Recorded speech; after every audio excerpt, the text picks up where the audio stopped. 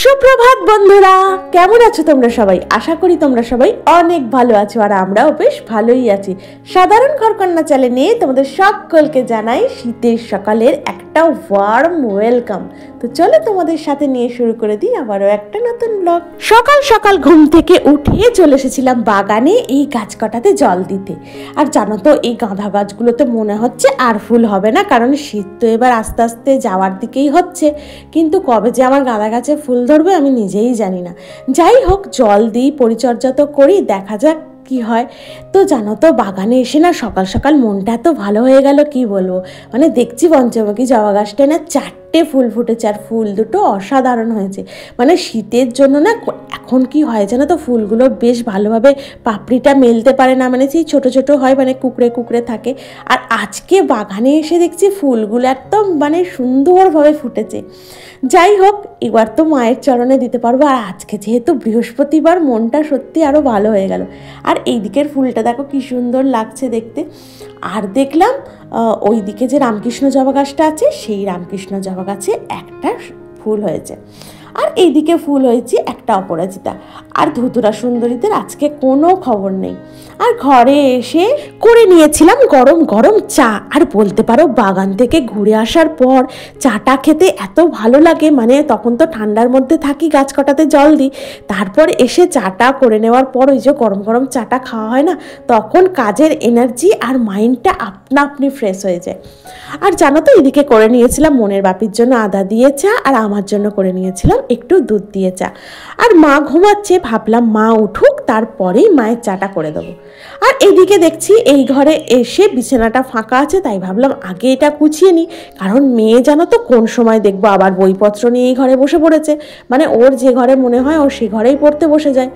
তো তখন পড়তে বসে যাবে, তখন আর ও একদম উঠবে না, বিছানাও গোছাতে দেবে না, বলবে তুমি পরে সব করো। আর জানো তো, সত্যি কথা বলতে মানে ঘরের মধ্যে বিছানা যদি আগোছালো হয়ে পড়ে থাকে না, তখন না তো মানে খারাপ লাগে দেখতে, কি বলবো। মানে ঘরে ঢুকেই তো আগে তোমার চোখ যাবে বিছানাটার দিকে। তো বিছানাটাই যদি পরিপাটি সুন্দর করে টান টান করে চাদর না পেতে মানে গোছানো না থাকে, তখন ভালো লাগে বলো তো।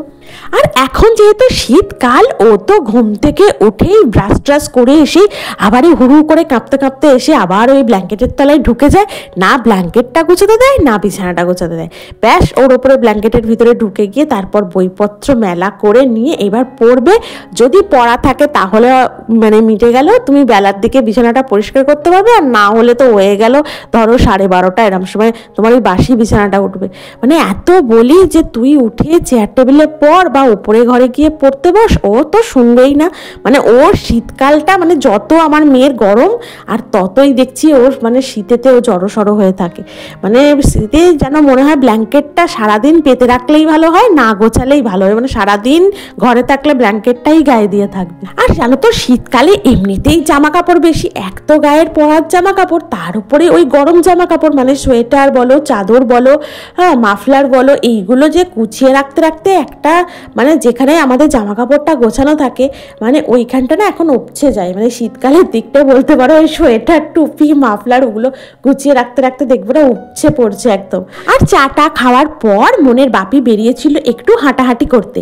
আর বাড়ি ফেরার পথে নিয়ে এসেছিল একটু বাজার, মানে ওই নিয়ে এসেছিলো একটা ফুলকপি, আর নিয়ে এসেছিলো একটু খেসারির শাক, আর নিয়ে এসেছিলো বেতো শাক না বেতুয়া শাক, যে যা হোক একটা বলে এই শাকটাকে, আমাদের এখানে তো এটাই বলে, জানি না তোমাদের ওখানে এই শাকটার কী নাম। আর হচ্ছে নিয়ে এসেছিলো গাজর আর কড়াইশুঁটি, আর কাঁচা লঙ্কা ছিল না, ওই কাঁচা লঙ্কাটাই আমি বলেছিলাম যে তুমি ফেরার পথে আসার সময় পারলে একটু কাঁচা লঙ্কা নিয়ে এসো। আর কাঁচা লঙ্কা তো এনেইছে, তার সাথে একটু সবজি আর শাকও নিয়ে এসেছিল। আর এদিকে দেখো, তোমাদের সাথে গল্প করতে করতে আমার বেশ কিছুটা কাজ এগিয়ে নিয়েছি। আর এদিকে দেখো রুটি করে নিচ্ছি, কারণ আজকে না মনের বাপির ডিউটি আছে, ও বেরোবে, তো সেই কারণে আজকে রুটি করে নিলাম। আর করে নিয়েছিলাম একটু সাদা আলুর তরকারি, আর সাথে ছিল নলেন গুড়। আর এই গুড় যবে থেকে উঠেছে আর কি, তবে থেকে মানে মিষ্টি অনেকটাই কমে গেছে আসা আমাদের বাড়িতে। ওই গুড় দিয়ে সকালের টিফিনের রুটি আর রাতের রুটি এইভাবেই খাওয়া হয়। মানে জানো তো, এই গুড় থাকলে না মিষ্টিটা অনেকটা কম আসে। মানে বেশি আমার মেয়ে একটু গুড়ের রসগোল্লা খেতে ভালোবাসে বলে ওইটাই এখন একটু বেশি আসে। আর নয়তো গুড় দিয়েই রুটি খাওয়া হয়ে যায়, জানো তো। আর এইদিকে টিফিন সেরে নেওয়ার পর চলে এসেছিলাম দুপুরের রান্নাটা করে নিতে। আর জানো তো আজকে ওই যে দেখলে শাক নিয়ে এসছে, তো ওই বেথর শাকটা আজকে করে ফেলছি। আর এইদিকের গ্যাসে বসিয়ে দিয়েছিলাম ভাত, আর এইদিকে করে নিচ্ছি ওই বেথর শাকটা। মানে ওটার মধ্যে দিয়েছিলাম শিম, বেগুন, আলু আর একটু বড়ি ভেজে তুলে রেখেছিলাম। ওই শাক চচ্চড়িটা হয়ে যাওয়ার পর ওই মানে বড়িটা না হামানদিস্তে, মানে আমার একটা ছোটো হামানদিস্তে আছে জানো তো, তো ওর মধ্যে না একটু আদা, মানে কোনো সময় ছোটো ছোটো কিছু জিনিস থেতো টেতো করি, তো ওইটার মধ্যেই না বড়ির ভাজাটাকে গুঁড়ো করে আর শাক চচ্চড়িটা হয়ে যাওয়ার পর ওর ওপরে ছড়িয়ে দেবো। আর দেখো এদিকে করে নিচ্ছি একটু ফুলকপি দিয়ে আলু দিয়ে তরকারি। আজকেও জানো তো ভাবছি মাছ মাংস করবো না, কারণ আজকে না মায়ের একাদশী, তো আমরা এই তিনজনই খাবো ভাত। আর মায়ের জন্য যে টিফিনে রুটি করেছিলাম তো সেইটা আমি তুলে রেখেছিলাম, তো মা বলল আমাকে ওই একটুখানি সুজি টুজি কিছু করে দিও, আর ওই ফুলকপি আলু তরকারি দিয়ে আমি দুপুরের লাঞ্চটা সেরে নেবো। তো এদিকে দেখো আমি করে নিয়েছিলাম একটু ফুলকপি আলুর তরকারি। আর এইদিকে জানো তো আজকে না খুব তাড়াতাড়ি রান্নাটা সেরে নেওয়ার কথা ভাবছি, কারণ আজকে দুপুর 1টা থেকে মেয়ের পড়া আছে।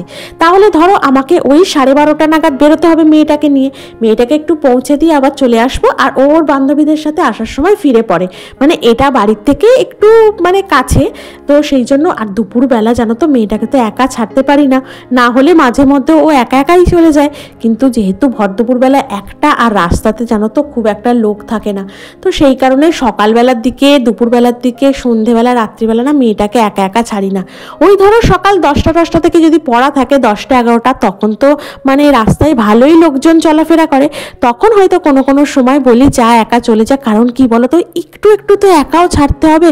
আবার না যা দিনকালের পরিস্থিতি, সত্যি কথা বলতে একা ছাড়তে না আমার একদম ভরসা হয় না। মানে একা তো যায় কোনো দিন, কিন্তু আমার মনটা পড়ে থাকে ওই কখন মেয়ে পড়তে গেল, আমি আগে স্যারকে ফোন করে খোঁজ নিই ও পড়তে ঢুকেছে তো, মানে এতটাই টেনশানে থাকি। আর আমি যখন দিয়ে আসি তখন বলতে পারো এই টেনশানটা একটু ফ্রি থাকি।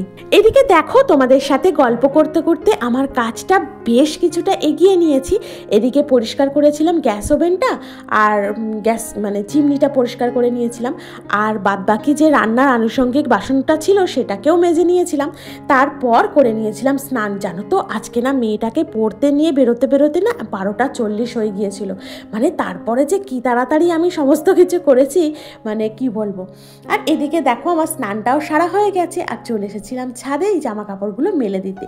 আর জানো তো প্রতিদিনই একটু করে তো জামা কাপড় থেকেই যায়, জানো তো সকাল থেকে ওই যে জড়ো হতে থাকে, সেই জামা কাপড়গুলো আমি স্নান করার আগেই কাচি। কেন বলো তো, এই যে জামা কাপড় কাচতে গেলেই না আমি যেটা পরে থাকি সেই ম্যাক্সি বলো নাইটি বলো সেটা পুরোটা ভিজে যায়, মানে জানি না কেন আমার এটা হয়। এদিকে দেখো স্নান টান করে ঠাকুর নমস্কার করতে এসেছিলাম ঠাকুর ঘরে। আজকে জানো তো আমি যেহেতু পুজো করিনি, একটু সমস্যা ছিল, তাই মাই আজকে পুজোটা করে নিয়েছে। আর বলতে পারো এই কটা দিন মাই পুজোটা করে নেবে। তো দেখো কি সুন্দর লাগছে মাকে সাজিয়ে ফুল দিয়ে। তো আজকে এসে স্নান টান করে এসে ঠাকুর প্রণাম করে চলে গিয়েছিলাম মেয়েকে নিয়ে পড়তে দিতে। তো ওকেও আমি দুপুরবেলা ওই আমি স্নানে যাওয়ার আগে ওকে খেতে টেতে দিয়ে আমি গেছিলাম স্নানে। আর দেখো তোমাদের সাথে দেখা হচ্ছে একদম বিকেলবেলা প্রার্থনার কিছু মুহূর্ত আগে, মানে এই সন্ধে হব টাইমটায়। তো দেখো আমাদের মাঠে বলছি না একটা টুর্নামেন্ট আছে, তো ওই স্টেট লেভেলে একটা খেলা আছে, তো তার জন্য দেখেছো মাঠটা কি সুন্দর করে সাজাচ্ছে। আর এই জায়গাটা না খেলা হবে, তাই জন্য বাঁশ দিয়ে এদিকটা ঘিরে দিচ্ছে। আর জানো তো এই সামনের মাঠটার মধ্যেই না মাঝে মধ্যেই খেলা হয়, কোনো প্রোগ্রাম হয়। তো বলতে পারো বাড়ির সামনে এই মাঠটা থাকার জন্য একটু ভালোও লাগে, মানে বিকেলটা তো খুবই ভালো লাগে, বাচ্চাগুলো কি সুন্দর খেলে, ছাদ থেকে বলো ব্যালকনি থেকে বলো, দেখতে না খুব ভালো লাগে।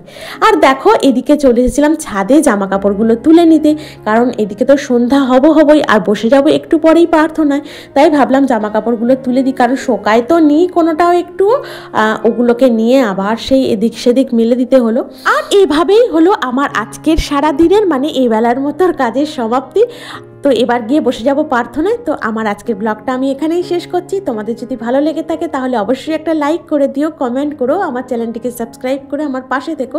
দেখা হচ্ছে তোমাদের সাথে পরবর্তী ব্লগে। ততক্ষণ পর্যন্ত তোমরা অনেক ভালো থেকো, অনেক সুস্থ থেকো। টাটা।